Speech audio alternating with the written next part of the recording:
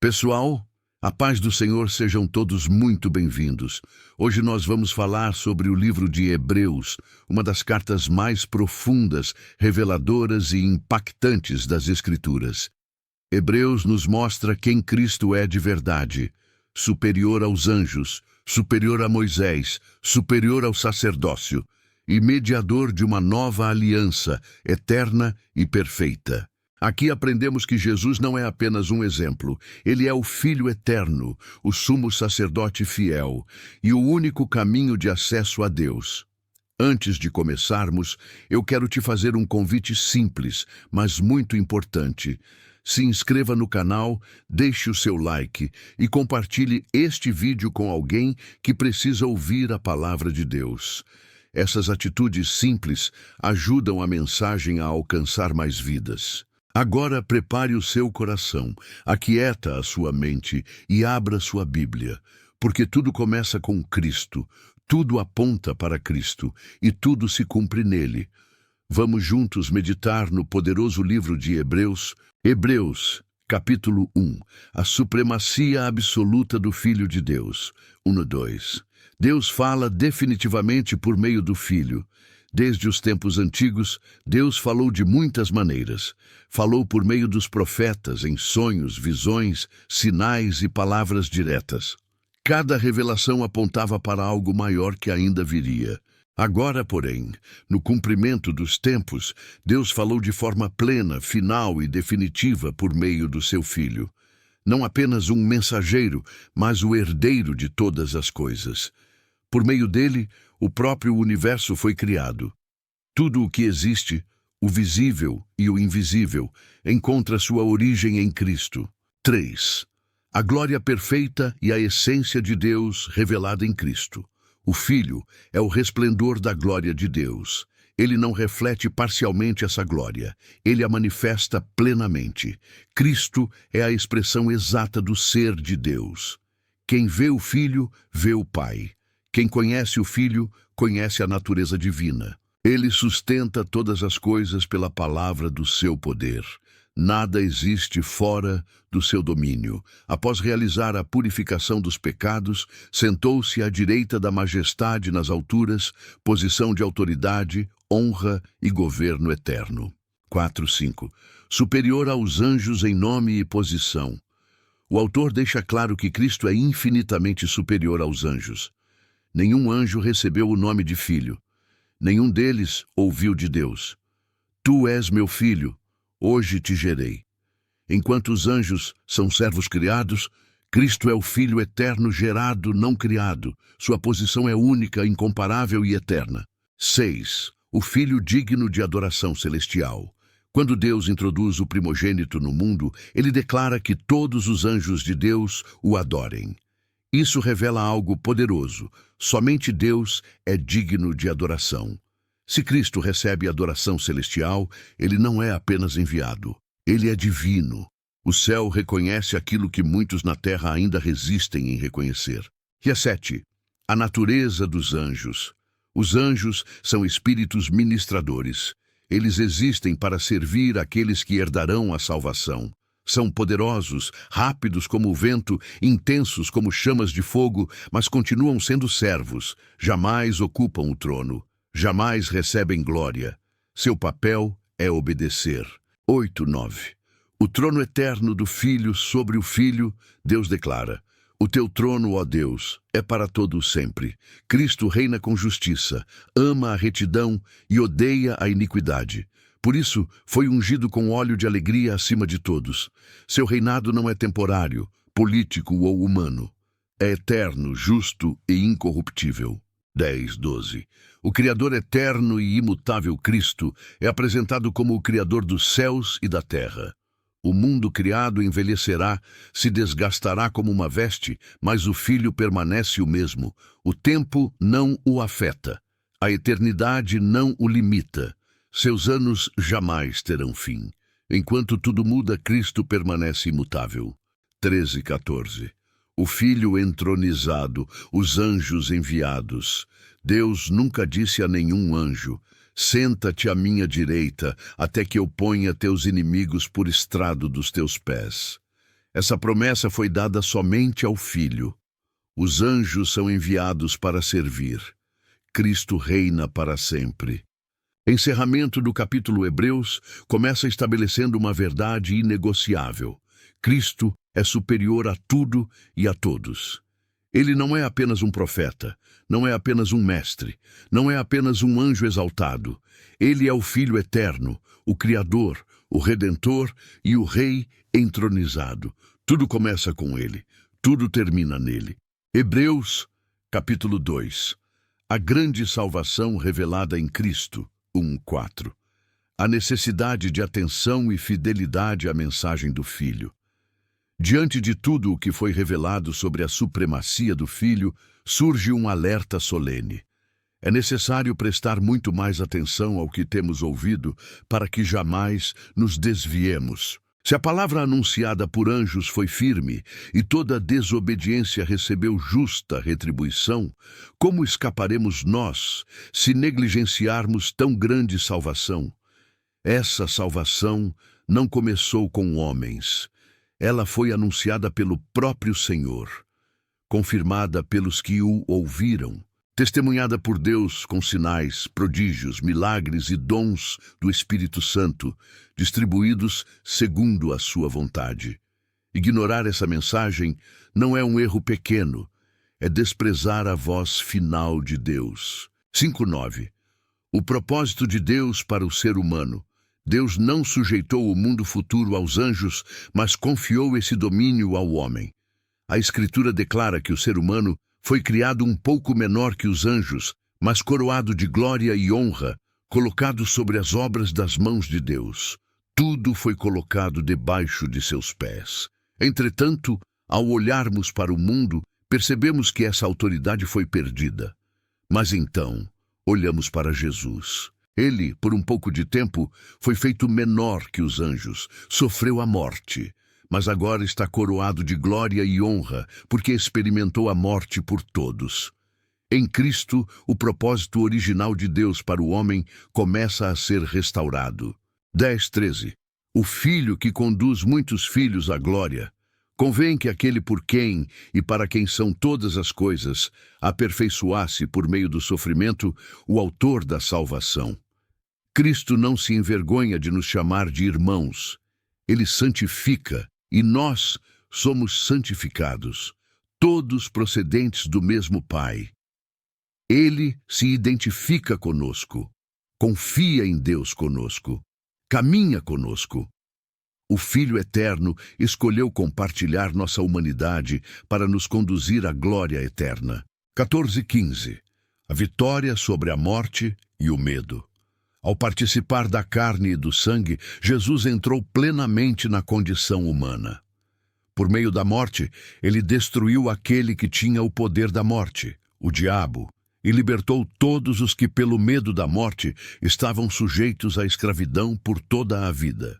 A cruz não foi derrota, foi libertação. Onde havia medo, Cristo trouxe esperança. Onde havia cativeiro, ele trouxe liberdade. 16:18. O sumo sacerdote misericordioso e fiel Jesus não veio socorrer anjos, mas a descendência de Abraão. Por isso, tornou-se semelhante a nós em tudo, para ser um sumo sacerdote misericordioso e fiel nas coisas referentes a Deus. Ele fez propiciação pelos pecados do povo, e porque ele mesmo sofreu quando foi tentado, é poderoso para socorrer aqueles que são tentados. Cristo não observa a dor de longe, ele conhece o sofrimento, ele entende a fraqueza, ele socorre no tempo certo. Encerramento do capítulo Hebreus 2 nos revela uma verdade profunda e consoladora. O Deus exaltado se fez homem. O Rei eterno entrou na nossa dor. O Filho glorioso escolheu sofrer para nos salvar. A salvação que ele oferece é grande demais para ser ignorada. O amor que ele demonstrou é profundo demais para ser desprezado. Cristo venceu a morte. Cristo restaurou o propósito humano. Cristo caminha conosco. Aquele que é Senhor de tudo não hesitou em se tornar servo para nos conduzir à glória. Hebreus, Capítulo 3. Cristo, superior a Moisés. O perigo da incredulidade. 1. Um chamado direto aos que pertencem a Deus. Diante de tudo o que já foi revelado sobre Cristo, o autor se dirige aos irmãos santos, participantes da vocação celestial. Ele chama os que foram separados por Deus, os que foram alcançados pela graça, a considerarem atentamente Jesus. Não é um olhar superficial, é um chamado à contemplação profunda. Jesus é apresentado como o apóstolo e sumo sacerdote da nossa confissão. Ele foi enviado por Deus. Ele nos representa diante de Deus. Tudo o que confessamos pela fé está centrado nele. 2. A fidelidade perfeita de Cristo Jesus foi fiel àquele que o constituiu, assim como Moisés foi fiel em toda a casa de Deus. Aqui não há desonra a Moisés. Há reconhecimento. Moisés foi fiel, obedeceu, cumpriu sua missão, mas a fidelidade de Cristo revela algo ainda maior. 3:4. O construtor é maior que a casa. O texto deixa claro: Jesus é digno de maior glória do que Moisés. A casa não tem mais honra do que aquele que a construiu. Toda casa é edificada por alguém, mas Deus é o edificador de todas as coisas. Moisés foi parte da casa. Cristo é o filho sobre a casa. 5:6. Servo e filho, posições diferentes. Moisés foi fiel como servo, testemunhando coisas que seriam anunciadas no futuro. Cristo, porém, é fiel como filho sobre a casa de Deus. E essa casa somos nós, se permanecermos firmes na confiança e na esperança da qual nos gloriamos. A perseverança não cria a salvação, mas revela quem realmente pertence à casa. 7:11. A advertência do Espírito Santo. Então o autor traz a voz do Espírito Santo, relembrando o que aconteceu no passado. Hoje, se ouvirdes a sua voz, não endureçais o vosso coração. No deserto, o povo viu as obras de Deus, presenciou milagres, experimentou livramentos. Mesmo assim, testaram o Senhor, duvidaram, endureceram o coração. Durante 40 anos, Deus suportou aquela geração, que se desviou no coração e nunca conheceu verdadeiramente seus caminhos. Por isso, Deus declarou em sua ira: eles não entrariam no seu descanso. E 12. Um alerta direto à igreja. O aviso agora se torna pessoal. Cuidado, irmãos, para que não haja em nenhum de vós um coração mau e incrédulo que se afaste do Deus vivo. A incredulidade não começa com palavras, mas no coração. Ela cresce no silêncio, na negligência, na indiferença espiritual. 13. O valor da exortação diária. A resposta para esse perigo é clara: exortai-vos uns aos outros todos os dias, enquanto se chama hoje. O pecado engana, ele endurece, ele anestesia a consciência. A comunhão e a palavra são instrumentos de preservação. 14. Perseverar confirma a participação em Cristo. Nos tornamos participantes de Cristo se guardarmos firme, até o fim, a confiança que tivemos desde o princípio. Não é um começo empolgado que sustenta a fé, é a perseverança. 15:19. O exemplo trágico da incredulidade. Mais uma vez, o autor relembra: eles ouviram a voz de Deus, mas se rebelaram. Não foram estrangeiros, não foram ignorantes. Foram os mesmos que saíram do Egito. Eles viram o poder de Deus, mas não confiaram.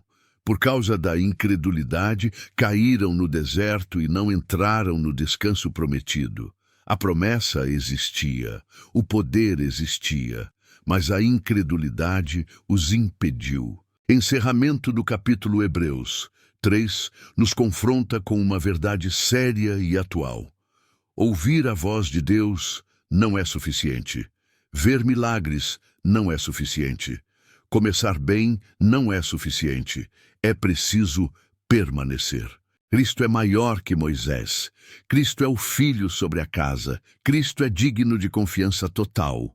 O maior perigo não é a perseguição externa, mas um coração que se endurece silenciosamente. Hoje, se ouvirmos a sua voz, que não endureçamos o coração, porque somente os que confiam até o fim entram no descanso de Deus. Hebreus, capítulo 4. O verdadeiro descanso de Deus. João, a promessa ainda está de pé. Diante do exemplo da geração que caiu no deserto, o autor traz um alerta solene. A promessa de entrar no descanso de Deus ainda permanece. Por isso, é necessário temor, não medo paralisante, mas reverência e vigilância, para que nenhum de nós pareça ter falhado em alcançá-la. A promessa não foi cancelada. O perigo está em não responder corretamente a ela. 2. Palavra ouvida sem fé não transforma. Assim como eles, nós também recebemos a boa notícia.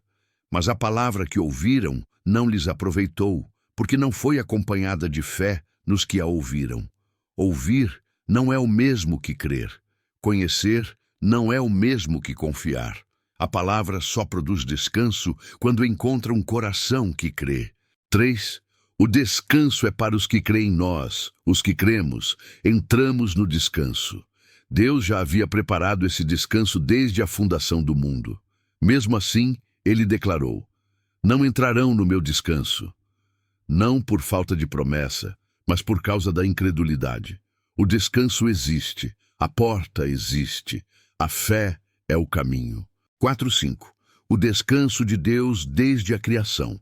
A Escritura fala do 7º dia, quando Deus descansou de todas as suas obras. Não porque estivesse cansado, mas porque sua obra estava completa.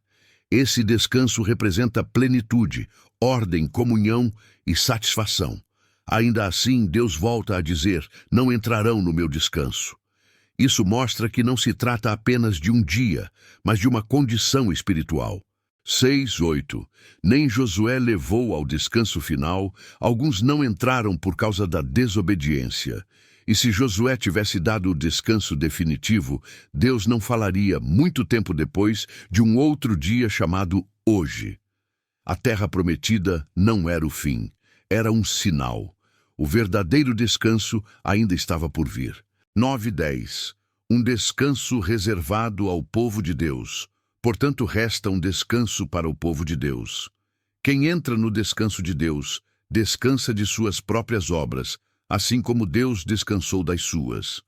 Não é descanso físico, é cessar da tentativa humana de se justificar, é confiar plenamente na obra de Deus. 11. O esforço correto. Por isso, esforcemo-nos para entrar nesse descanso. Não é esforço de obras, mas esforço de fé e obediência. O perigo continua sendo o mesmo: cair pelo mesmo tipo de desobediência que impediu aquela geração. 12. A palavra viva e penetrante. A palavra de Deus é viva. Ela é eficaz, mais cortante do que qualquer espada de 2 gumes. Ela penetra até dividir alma e espírito, juntas e medulas. Ela discerne pensamentos e intenções do coração. Nada fica escondido diante dela. A palavra revela quem realmente somos. 13. Tudo está exposto diante de Deus. Nenhuma criatura está encoberta aos olhos de Deus. Tudo está nu e patente diante daquele a quem devemos prestar contas. Deus não vê apenas ações, ele vê motivações, ele vê o interior. 14. Um grande sumo sacerdote. Diante dessa realidade surge esperança. Temos um grande sumo sacerdote que penetrou os céus, Jesus, o Filho de Deus. Por isso, devemos conservar firme a nossa confissão. 15. Um sacerdote que nos compreende. Ele não é distante, ele não é indiferente. Jesus foi tentado em todas as coisas, à nossa semelhança, mas sem pecado. Ele conhece a fraqueza humana sem jamais ter cedido ao pecado. 16. Aproximação com confiança. Por isso podemos nos achegar com confiança ao trono da graça, não com medo, não com desculpas, mas com fé. Ali encontramos misericórdia. Ali recebemos graça para socorro em tempo oportuno. Encerramento do capítulo Hebreus 4 nos revela que o descanso de Deus não é um lugar, não é um dia, não é um sistema religioso, é uma pessoa. Entrar no descanso é confiar plenamente na obra de Cristo. A palavra nos examina. Deus nos vê por completo. Mas não somos rejeitados. Temos um sumo sacerdote fiel, acessível, cheio de graça e misericórdia. O descanso está disponível. O convite ainda é hoje. Que não endureçamos o coração, que creiamos e que entremos no descanso de Deus. Hebreus, capítulo 5. Cristo, o sumo sacerdote perfeito. Maturidade espiritual. 1. A função do sumo sacerdote humano. Todo sumo sacerdote é escolhido dentre os homens e constituído a favor deles nas coisas referentes a Deus. Ele oferece dons e sacrifícios pelos pecados. Ele representa o povo diante de Deus. Por compartilhar da mesma natureza humana, ele pode tratar com compreensão os ignorantes e os que erram, pois ele mesmo está sujeito à fraqueza. 2:3. Um sacerdote que conhece a fraqueza. Por causa dessa fraqueza, o sumo sacerdote precisa oferecer sacrifícios tanto pelos pecados do povo quanto pelos seus próprios pecados. Isso mostra que o sacerdócio humano é limitado, marcado pela imperfeição e pela necessidade constante de expiação. 4. Ninguém assume essa honra por si mesmo. Ninguém toma para si essa honra, a não ser aquele que é chamado por Deus, como aconteceu com Arão. O sacerdócio não é uma escolha pessoal, é um chamado divino. 5:6. Cristo não se glorificou a si mesmo. Da mesma forma, Cristo não se exaltou para se tornar sumo sacerdote. Foi Deus quem disse a ele: Tu és meu filho, hoje te gerei. E em outro lugar declarou: Tu és sacerdote para sempre, segundo a ordem de Melquisedeque. O sacerdócio de Cristo não é temporário, não é hereditário, é eterno. 7. O sofrimento real de Cristo. Nos dias da sua carne, Jesus ofereceu orações e súplicas, com forte clamor e lágrimas, àquele que podia livrá-lo da morte. E foi ouvido por causa da sua reverência e submissão. Cristo não sofreu de forma distante. Ele sentiu a dor. Ele clamou, ele se entregou. 8:9. A obediência aprendida no sofrimento.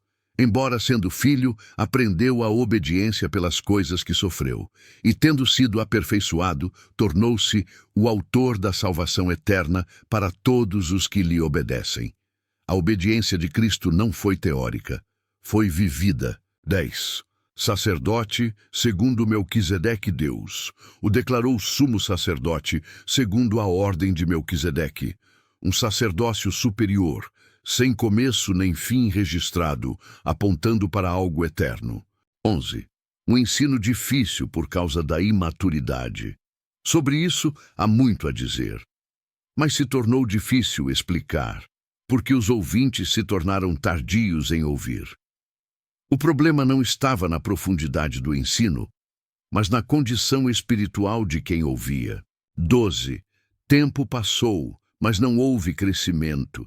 Depois de tanto tempo já deveriam ser mestres, mas ainda precisam que alguém lhes ensine os princípios elementares da palavra de Deus. Voltaram a precisar de leite e não de alimento sólido. A estagnação espiritual é um perigo real. 13. Leite e imaturidade. Quem se alimenta apenas de leite não tem experiência na palavra da justiça. Ainda é imaturo, ainda não desenvolveu discernimento. 14. Alimento sólido e maturidade. O alimento sólido é para os adultos na fé, para aqueles que, pelo exercício constante, têm as faculdades espirituais treinadas para discernir tanto o bem quanto o mal. A maturidade não vem automaticamente. Ela é fruto de prática, perseverança e obediência contínua. Encerramento do capítulo Hebreus 5 nos conduz a duas revelações profundas. Cristo é o sumo sacerdote perfeito, chamado por Deus, eterno, obediente até o fim. Mas, ao mesmo tempo, o texto confronta o povo de Deus. Não basta tempo de caminhada. É preciso crescimento. A imaturidade espiritual limita a compreensão das coisas mais profundas de Deus. O chamado permanece: deixar o leite, avançar no alimento sólido, crescer na fé e seguir Cristo com maturidade. Hebreus, capítulo 6, avançar à maturidade, a firme esperança da promessa, 1-3. O chamado para avançar. Por isso, deixando os ensinos elementares a respeito de Cristo, sigamos adiante, rumo à maturidade. Não é abandonar o fundamento, mas não permanecer presos apenas a ele. O fundamento já foi lançado. Arrependimento de obras mortas, fé em Deus, ensinos sobre batismos, imposição de mãos, ressurreição dos mortos e juízo eterno. Essas verdades são essenciais, mas não são o ponto final. E isso faremos, se Deus permitir. 4:6. A seriedade da apostasia. O texto agora assume um tom solene e profundo. É impossível que aqueles que uma vez foram iluminados, provaram o dom celestial, tornaram-se participantes do Espírito Santo, experimentaram a boa palavra de Deus e os poderes do mundo vindouro, e depois caíram, sejam outra vez renovados para arrependimento, pois ao fazerem isso, estão crucificando novamente o Filho de Deus e expondo-o à vergonha pública. Aqui não se fala de tropeços ocasionais, mas de uma rejeição consciente, contínua e deliberada da obra de Cristo. 7:8. A terra que produz fruto. A ilustração é clara. A terra que recebe a chuva e produz fruto útil é abençoada por Deus. Mas a que produz espinhos e abrolhos é rejeitada e acaba sendo queimada. O mesmo sol que faz a terra florescer revela também sua esterilidade. 9. Uma palavra de encorajamento. Apesar dessas advertências fortes, o autor expressa confiança. Ele diz estar persuadido de coisas melhores a respeito dos seus leitores, coisas que acompanham a salvação. A advertência não é para condenar, mas para despertar. 10. Deus não é injusto.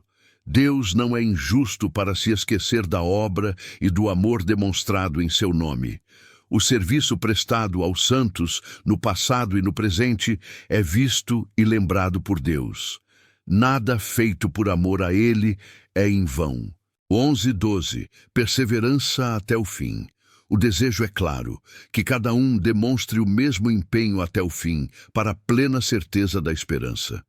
Não se tornem negligentes, mas imitadores daqueles que pela fé e pela perseverança herdam as promessas. A promessa não é para os apressados, mas para os perseverantes. 13:15. A promessa feita a Abraão, o autor então relembra a Abraão. Quando Deus fez a promessa, jurou por si mesmo, pois não havia ninguém maior. Ele disse: certamente te abençoarei e te multiplicarei. Abraão esperou com paciência e alcançou a promessa. A promessa não falhou, o tempo apenas a amadureceu. 16:18. O juramento imutável de Deus entre os homens, o juramento serve para confirmação. Deus, querendo mostrar de forma ainda mais clara a imutabilidade do seu propósito, confirmou a promessa com o juramento. Duas coisas imutáveis: a promessa e o juramento, nas quais é impossível que Deus minta. Isso nos dá forte consolação, a nós que nos refugiamos nele. 19:20. A esperança como âncora da alma. Essa esperança é como uma âncora segura e firme para a alma. Ela entra além do véu, onde Jesus entrou por nós, como precursor. Ele se tornou sumo sacerdote para sempre, segundo a ordem de Melquisedeque. Nossa esperança não está no que vemos, mas no que Cristo já realizou. Encerramento do capítulo Hebreus 6 nos confronta e nos consola ao mesmo tempo. Há um chamado sério à maturidade. Há um alerta real contra o afastamento consciente. Mas há também uma esperança inabalável. Deus não mente. Deus não esquece. Deus cumpre o que promete. A esperança cristã não é frágil. Ela é uma âncora, e essa âncora não está presa neste mundo, mas no céu, onde Cristo já entrou por nós. Avançar é necessário, perseverar é essencial, confiar é seguro. Hebreus, capítulo 7, Melquisedeque e o sacerdócio eterno de Cristo, 1:3. Quem foi Melquisedeque? Este Melquisedeque era rei de Salém e sacerdote do Deus Altíssimo.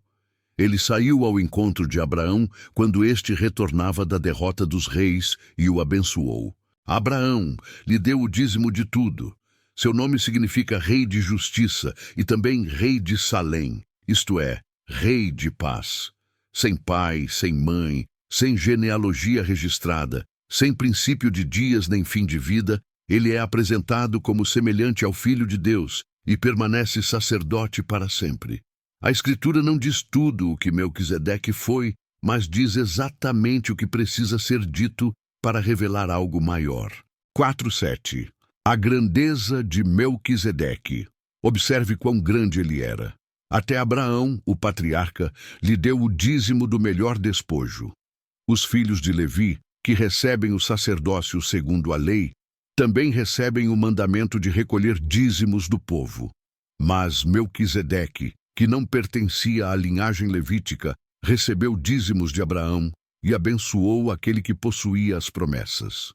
E sem qualquer contradição, o menor é abençoado pelo maior. 8:10. Um sacerdócio superior ao levítico. No sacerdócio levítico, homens mortais recebem dízimos. Mas aqui, a Escritura testifica de alguém que vive. De certo modo, até Levi, que recebe dízimos, pagou dízimos por meio de Abraão, pois ainda estava nos lombos do patriarca quando Melquisedeque o encontrou. Isso revela a superioridade desse sacerdócio. 11:14. A necessidade de um novo sacerdócio. Se a perfeição fosse possível por meio do sacerdócio levítico, que necessidade haveria de se levantar outro sacerdote segundo a ordem de Melquisedeque e não segundo a ordem de Arão? Quando há mudança de sacerdócio, necessariamente há mudança de lei. Cristo pertence a outra tribo, da qual ninguém jamais serviu ao altar. Ele veio da tribo de Judá, da qual Moisés nada falou a respeito de sacerdócio. 15:17. Um sacerdote segundo o poder de vida eterna. Isso se torna ainda mais claro quando surge outro sacerdote semelhante a Melquisedeque. Ele não se tornou sacerdote segundo uma lei de descendência humana, mas segundo o poder de uma vida indestrutível, pois está escrito: Tu és sacerdote para sempre, segundo a ordem de Melquisedeque. 18:19. A lei era limitada. A ordenança anterior foi revogada por causa de sua fraqueza e inutilidade. A lei nada aperfeiçoou. Mas, por outro lado, foi introduzida uma esperança superior, pela qual nos aproximamos de Deus. O acesso agora é pleno. 20:22. Um sacerdócio confirmado por juramento. Os outros sacerdotes tornaram-se sacerdotes sem juramento. Mas Cristo foi feito sacerdote com juramento por aquele que lhe disse: O Senhor jurou e não se arrependerá. Tu és sacerdote para sempre. Por isso, Jesus se tornou fiador de uma aliança superior. 23:25. Um sacerdócio eterno e eficaz. Os sacerdotes anteriores foram muitos, porque a morte os impedia de continuar. Mas Cristo permanece para sempre e possui um sacerdócio que não pode ser transferido. Por isso, ele pode salvar completamente os que por ele se aproximam de Deus, vivendo sempre para interceder por eles. A salvação em Cristo é total. Nada fica incompleto. 26:28. O sumo sacerdote perfeito. Convém que tivéssemos um sumo sacerdote assim, santo, inocente, puro, separado dos pecadores e exaltado acima dos céus. Ele não precisa, como os outros sacerdotes, oferecer sacrifícios diariamente, primeiro por seus próprios pecados e depois pelos do povo. Ele fez isso uma vez por todas, quando ofereceu a si mesmo. A lei estabelece homens fracos como sacerdotes, mas a palavra do juramento, que veio depois da lei, estabelece o Filho, aperfeiçoado para sempre. Encerramento do capítulo Hebreus 7 revela uma mudança definitiva. Um novo sacerdócio, uma nova aliança, uma nova esperança. Cristo não pertence a um sistema temporário. Ele não depende de genealogia. Ele não é limitado pela morte. Seu sacerdócio é eterno. Sua intercessão é contínua. Sua salvação é completa. O que a lei não pôde fazer, Cristo realizou plenamente. Agora podemos nos aproximar de Deus com confiança, porque temos um sumo sacerdote perfeito que vive para sempre e intercede por nós. Hebreus, capítulo 8, a nova aliança e o verdadeiro santuário. 1:2. O ponto central de tudo o que foi dito. O ponto principal de tudo o que está sendo ensinado é este. Temos um sumo sacerdote que se assentou à direita do trono da majestade nos céus. Ele é ministro do santuário e do verdadeiro tabernáculo que o Senhor erigiu, e não o homem. O sacerdócio de Cristo não atua na terra. Ele exerce seu ministério no céu, no lugar real, eterno e perfeito. 3:5. O santuário terreno era apenas sombra. Todo sumo sacerdote é constituído para oferecer dons e sacrifícios. Por isso, era necessário que Cristo também tivesse algo a oferecer. Se ele estivesse na terra, nem sequer sacerdote seria, pois já existem os que oferecem dons segundo a lei. Esses sacerdotes servem em figura e sombra das coisas celestiais. Foi por isso que Moisés recebeu a ordem: vê que faças tudo segundo o modelo que te foi mostrado no monte. O tabernáculo terreno não era a realidade final, era apenas uma cópia. 6. Um ministério superior. Agora Cristo obteve um ministério tanto mais excelente quanto é mediador de uma aliança superior, estabelecida sobre promessas superiores. O que muda não é apenas o sacerdote, mas a própria aliança. 7. A antiga aliança era limitada. Se a primeira aliança tivesse sido sem defeito, não haveria lugar para uma segunda. O problema não era o caráter de Deus, mas a incapacidade humana de permanecer fiel. 8:9. A promessa de uma nova aliança. Deus então declara por meio do profeta: eis que vem dias, diz o Senhor, em que firmarei uma nova aliança com a casa de Israel e com a casa de Judá. Não será como a aliança que fiz com seus pais, no dia em que os tomei pela mão para tirá-los da terra do Egito. Eles não permaneceram na minha aliança, e eu me afastei deles, diz o Senhor. A quebra não foi da promessa, foi da fidelidade humana. 10. A lei escrita no coração. Esta é a aliança que farei com eles. Porei as minhas leis na sua mente e as escreverei em seu coração. Eu serei o seu Deus e eles serão o meu povo. A obediência agora não nasce da imposição externa, mas da transformação interior. E 11. Um relacionamento pessoal com Deus. Ninguém precisará dizer ao seu próximo: conhece ao Senhor, porque todos me conhecerão, desde o menor até o maior. O conhecimento de Deus deixa de ser restrito e se torna acessível a todos. 12. Perdão completo e definitivo. Pois serei misericordioso para com as suas iniquidades e jamais me lembrarei dos seus pecados. O perdão não é parcial, não é temporário, é completo. Na nova aliança, o pecado não é apenas coberto, ele é removido. 13. O antigo ficou para trás. Ao dizer nova aliança, Deus tornou a primeira antiga. E o que se torna antigo e envelhecido está prestes a desaparecer. Não é uma atualização do sistema antigo, é algo totalmente novo. Encerramento do capítulo Hebreus 8 revela o coração da nova aliança. Um novo sacerdote, um novo santuário, uma nova relação com Deus. A lei agora está no coração. O conhecimento agora é pessoal.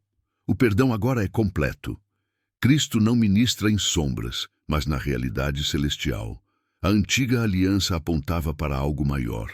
Esse algo maior chegou. Em Cristo temos acesso, temos perdão, temos comunhão verdadeira com Deus. Hebreus, capítulo 9. O santuário celestial e o sacrifício perfeito de Cristo. 1:5. O tabernáculo da antiga aliança. A primeira aliança também tinha ordenanças de culto e um santuário terreno. Foi preparado o tabernáculo. Na primeira parte, chamada Lugar Santo, estavam o candelabro, a mesa e os pães da proposição. Depois do segundo véu, estava a parte chamada Santo dos Santos. Ali havia o altar de ouro do incenso e a arca da aliança, totalmente coberta de ouro. Dentro da arca estavam o vaso de ouro com o maná, a vara de Arão que floresceu e as tábuas da aliança. Sobre a arca, os querubins da glória cobriam o propiciatório. Essas coisas não eram detalhes aleatórios. Tudo tinha significado espiritual profundo. 6:7. O acesso limitado ao Santo dos Santos. Essas coisas estavam assim organizadas. Os sacerdotes entravam continuamente no primeiro tabernáculo, realizando os serviços sagrados. Mas no segundo, somente o sumo sacerdote entrava, apenas uma vez por ano e nunca sem sangue. O sangue era oferecido pelos pecados do sacerdote e pelos pecados cometidos pelo povo em ignorância. O acesso era restrito. O caminho ainda não estava aberto. 8:10.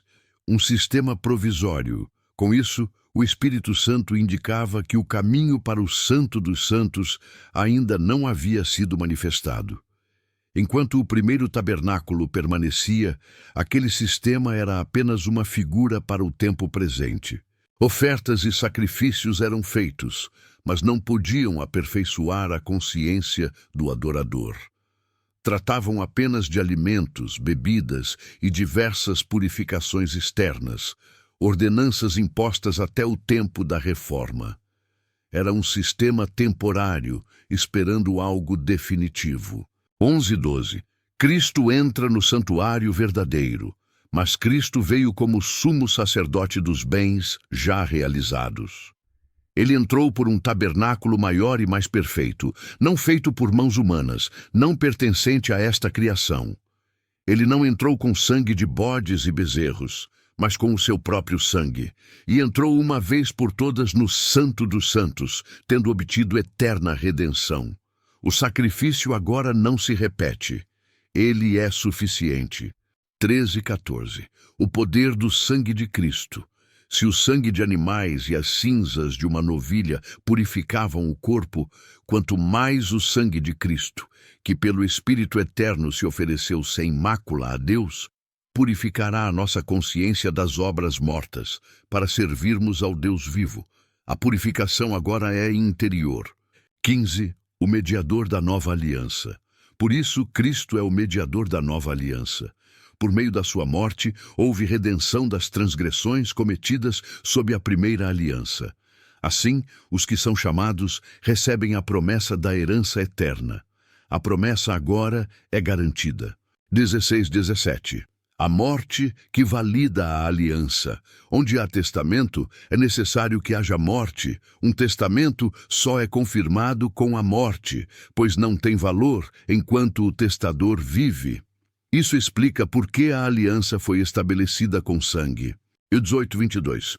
Tudo purificado com sangue. Nem mesmo a primeira aliança foi instituída sem sangue. Moisés aspergiu com sangue o livro, o povo, o tabernáculo e todos os utensílios do culto. Segundo a lei, quase todas as coisas são purificadas com sangue.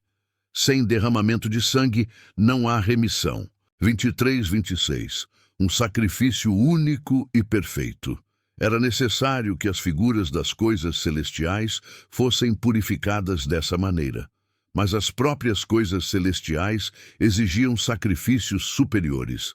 Cristo não entrou em santuário feito por mãos, mera figura do verdadeiro. Ele entrou no próprio céu, para agora comparecer diante de Deus por nós. Ele não se ofereceu muitas vezes. Se assim fosse, teria que sofrer repetidamente.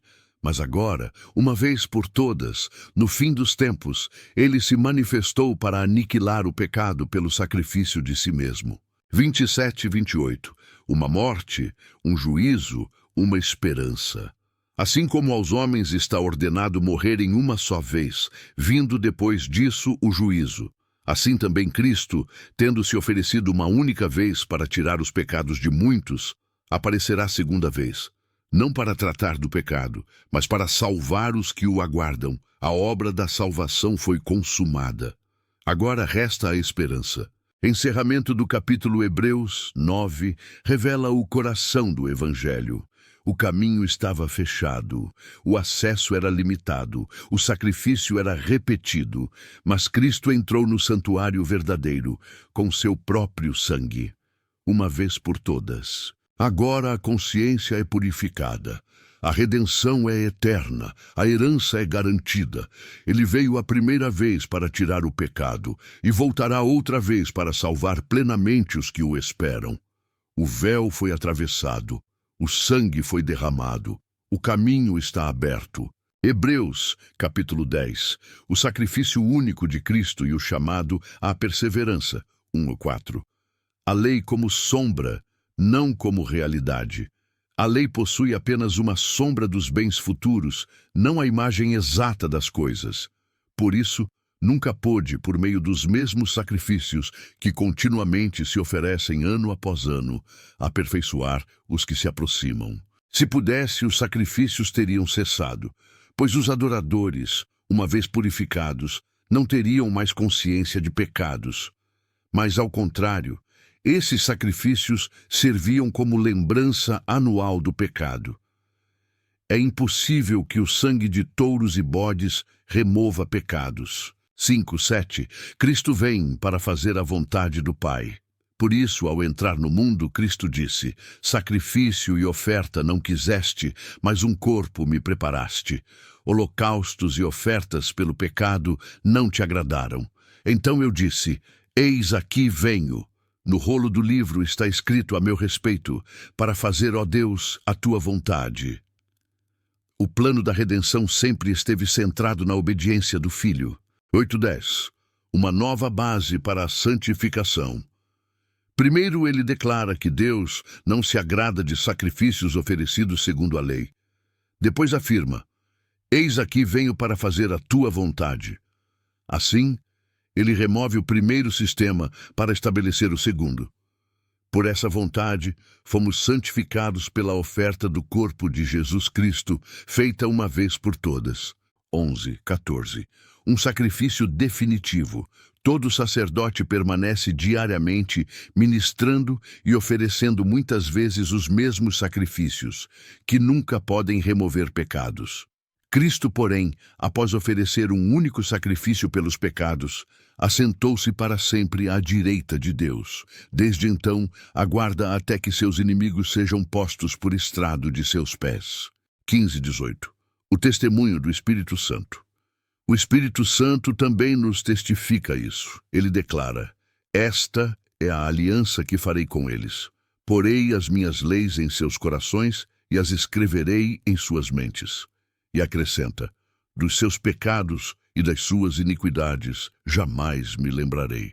Onde há perdão, já não há necessidade de sacrifício pelo pecado.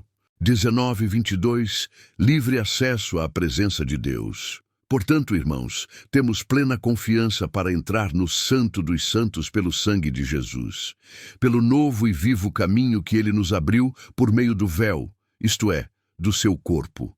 Temos um grande sacerdote sobre a casa de Deus. Aproximemo-nos, então, com coração sincero e plena certeza de fé, com o coração purificado da má consciência e o corpo lavado com água pura. O acesso agora é livre. 23. Perseverar na esperança. Retenhamos firmes a confissão da nossa esperança, sem vacilar, pois fiel é aquele que prometeu. A esperança cristã está firmada na fidelidade de Deus. 24:25. Viver em comunhão e vigilância. Consideremo-nos uns aos outros, para nos estimularmos ao amor e às boas obras. Não deixemos de nos congregar, como é costume de alguns. Antes, exortemo-nos mutuamente, ainda mais à medida que vemos o dia se aproximar. A caminhada cristã não é solitária. 26:31. O perigo do pecado deliberado. Se continuarmos a pecar deliberadamente depois de termos recebido o conhecimento da verdade, já não resta sacrifício pelos pecados. Resta apenas uma expectativa terrível de juízo e fogo que consumirá os adversários. Quem rejeitava a lei de Moisés morria sem misericórdia. Quanto maior castigo merecerá aquele que despreza o Filho de Deus, profana o sangue da aliança e ultraja o Espírito da graça. Deus é justo. A vingança lhe pertence. Terrível coisa é cair nas mãos do Deus vivo. 32:34. Lembrar do passado fortalece a fé. Lembrem-se dos dias anteriores, quando, depois de iluminados, suportaram grande combate de sofrimentos. Foram expostos a insultos e perseguições. Tornaram-se solidários com os que estavam presos. Aceitaram com alegria a perda dos seus bens, sabendo que possuíam uma herança superior e permanente. 35:36. Não abandonar a confiança. Por isso, não abandonem a confiança de vocês. Ela tem grande recompensa. É necessário perseverança para que, depois de fazerem a vontade de Deus, recebam o que foi prometido. Texto padrão, 37:39. O justo viverá pela fé. Dentro de pouco tempo, aquele que vem virá e não tardará. Mas o justo viverá pela fé. E se retroceder, minha alma não se agradará dele. Nós, porém, não somos dos que retrocedem para a perdição, mas dos que creem para a preservação da alma. Encerramento do capítulo Hebreus 10 declara com clareza: o sacrifício foi feito, o acesso foi aberto, a obra foi consumada. Agora, o chamado é viver pela fé, não abandonar a confiança, não retroceder, não negligenciar a comunhão. Cristo já fez tudo o que era necessário. Cabe a nós permanecer. A fé nos sustenta. A esperança nos mantém firmes. E aquele que prometeu é fiel para cumprir. Hebreus, capítulo 11. A fé que agrada a Deus. 1. O que é a fé? A fé é a certeza das coisas que se esperam e a convicção de fatos que não se veem. Ela não depende do que os olhos enxergam, mas do que Deus prometeu. A fé sustenta a esperança, mesmo quando tudo parece silencioso. 2. O testemunho dos antigos. Foi por meio da fé que os antigos obtiveram bom testemunho. Deus aprovou suas vidas não pela perfeição, mas pela confiança nele. 3. A fé reconhece o Criador. Pela fé entendemos que o universo foi formado pela palavra de Deus. O que se vê não veio do que é visível. A criação testemunha o poder invisível do Criador. 4. Abel. Fé que fala pela fé, Abel ofereceu a Deus sacrifício mais excelente do que Caim. Por meio dela, obteve testemunho de que era justo. Mesmo depois de morto, ainda fala por meio da fé. 5:6. Enoque. Fé que agrada a Deus.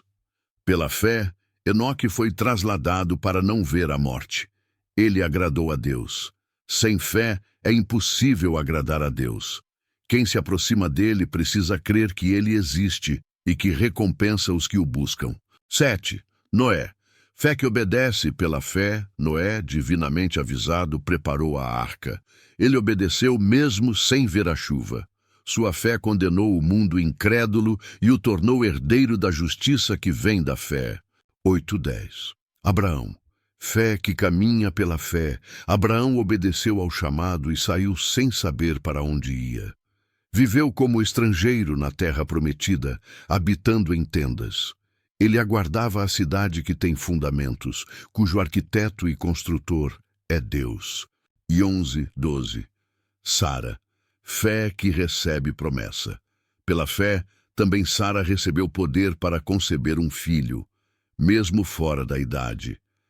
Ela considerou fiel aquele que havia prometido. De um só homem nasceram descendentes tão numerosos quanto as estrelas do céu. 13:16. Peregrinos pela fé. Todos estes morreram na fé. Não receberam plenamente as promessas, mas as viram de longe. Confessaram que eram estrangeiros e peregrinos na terra. Eles buscavam uma pátria melhor, uma pátria celestial. Por isso, Deus não se envergonha deles de ser chamado seu Deus. 17:19. Abraão e Isaque. Fé que confia pela fé. Abraão ofereceu Isaque. Ele cria que Deus era poderoso para ressuscitá-lo dentre os mortos. Sua fé confiava além da lógica humana. 22. Isaque, Jacó e José. Fé até o fim. Pela fé, Isaque abençoou Jacó e Esaú. Pela fé, Jacó, ao morrer, abençoou cada um dos filhos de José. Pela fé, José, no fim da vida, falou sobre a saída do Egito e deu ordens acerca de seus ossos. A fé atravessa gerações. 23:29. Moisés. Fé que renuncia pela fé. Moisés foi escondido pelos pais. Pela fé, recusou ser chamado filho da filha de Faraó. Escolheu ser maltratado com o povo de Deus em vez de desfrutar prazeres transitórios do pecado. Ele considerou a afronta de Cristo como riqueza maior que os tesouros do Egito. Pela fé, atravessou o Mar Vermelho como por terra seca. 30:31. Fé que derruba e salva. Pela fé, caíram os muros de Jericó. Pela fé, Raabe não pereceu, pois acolheu os espias em paz. A fé não depende de origem, mas de confiança em Deus. 32:38. A fé em meio à dor. Faltaria tempo para falar de Gideão, Baraque, Sansão, Jefté, Davi, Samuel e dos profetas. Pela fé, conquistaram reinos, praticaram a justiça e alcançaram promessas. Outros, porém, foram torturados, perseguidos, mortos. Foram cerrados, apedrejados, errantes pelos desertos, montes e cavernas. O mundo não era digno deles. A fé não livrou todos da dor, mas sustentou todos na dor. 39:40. Uma promessa maior. Todos estes obtiveram bom testemunho pela fé, mas não receberam plenamente a promessa. Deus havia preparado algo superior para nós, para que eles, sem nós, não fossem aperfeiçoados. O plano de Deus atravessa gerações e se completa em Cristo. Encerramento do capítulo Hebreus 11 nos mostra que a fé não é sentimento, não é teoria, é confiança obediente. A fé caminha quando não vê, permanece quando dói, espera quando parece tardar. Esses homens e mulheres não viveram pela vista, mas pela promessa. E a mesma fé continua disponível hoje, porque o Deus que foi fiel a eles continua sendo fiel agora.